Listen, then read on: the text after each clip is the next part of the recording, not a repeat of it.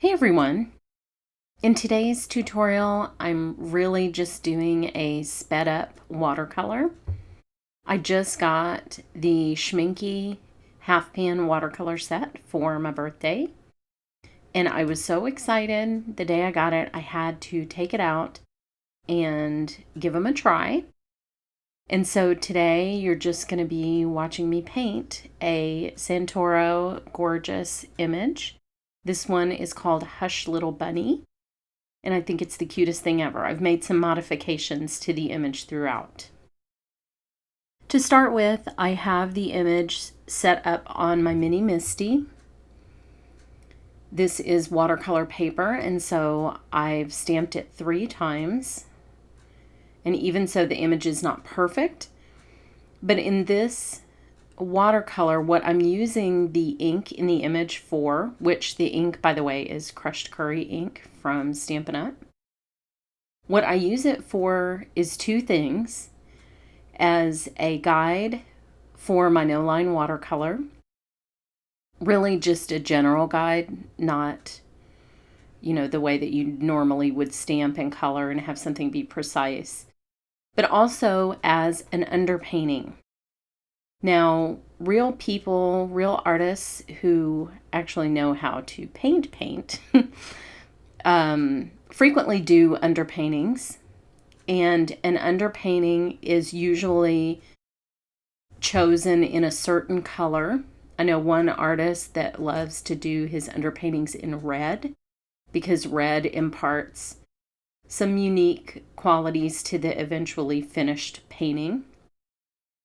I always like to use yellow because I feel like, it works great with my other 2 primaries, but also I just like the warm, bright feel of it underneath other colors.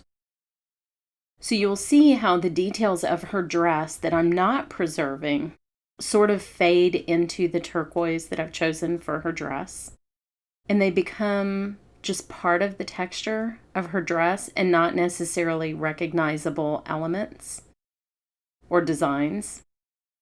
And I love that. And they also they add color interest because they're turning the turquoise green in those areas. And so I think it just adds a lot of depth to have a water-based ink underneath that will blend with the colors that you're using. Now, another little trick I'm doing here is I'm using the turquoise, pure turquoise, to paint her dress. And then for the shading, I'm actually using violet. Then when I go to do her hair, I'm using violet as well, but you can see that there's so much ink on the crown of her head that the violet blends with that crushed curry and actually turns into brown, because those are complementary colors-ish. And so, they're going to become a little bit muddy when they're mixed. But that was the effect that I wanted, because I wanted just a hint of violet in her hair, but I wanted her hair to be a dark brown. But the other thing that using the violet in both of these places does is it gives you a harmonious overall look to your painting. So if you're seeing some of those same colors in different areas of the painting, it can just be very pleasing. You don't even really necessarily notice that they're both violet. It just is pleasing to the eye. So I try to use my shadow colors in other places in my paintings. So now I just painted her face and dropped a little bit of the same magenta that I used for the hearts into her cheeks. And the clouds parted and it got really sunny at my desk at this point. Sorry, it's a little bit blown out here, but it'll come back in just a minute. And then once her hair is dry, I actually go back with more of the violet to darken that up and impart just a little bit more of that purple look to her hair. And I'm just using little flicking motions. This is a pretty fine brush, just to create the illusion that those are actually little strands of hair, and I'm leaving some of it just the white of the page to give you a highlight. And for the bunny, on this stamp image, the bunny is facing you. And he has kind of almost a Tim Burton-y look to his face. And while I was painting this, I realized that for this image, I didn't really want to see his eyes. I wanted it to look like she was hugging him. And so when I go to fill in his face, I'm actually just painting over those features. And again, because I'm using yellow as my underpainting for my ink, my faux underpainting, adding the orange pigment on top of that just works great. His features just melt away. So to shade the orange, I'm also using magenta at the edges. Again, it gives that harmony to the overall picture.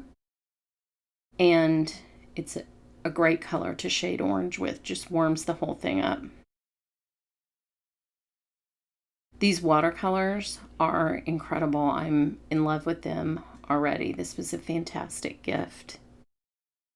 I had been pining for these. I saw them in a store in Santa Fe and didn't buy them when I was there in the spring. And then I asked for them for my birthday. And my mom got them for me, and they are just incredible pigments. They are so vivid, so easy to blend. I can see why people are just crazy about them. So this is my first try with them. I don't know, I haven't tried a wide variety of colors here. I think I stuck to 4 or 5 colors total. And so it'll be fun to see what the rest of them can do and what those pigments are like. These are from Germany, and they come with the pans individually wrapped, and you unwrap each of the pans and clip them into this little tin. And then it also comes with a pan of ox gall, which sounds really terrible. I mean, I don't know why the ox is galled, but that is something that supposedly makes washes of watercolor more blended and smooth. I've never tried it. I went on to wetcanvas.com today and read a little bit about it. So I will experiment with that at a future date and let you know. Now, when I was done painting, the great thing about the Misty is I can go back and just put her eyes in with selective stamping. And I don't have to put the entire outline of the stamp because I wanted this to be no line. I can just color directly on the stamp with the marker, stamp her eyes in, and then I did a little touch up since it's watercolor paper.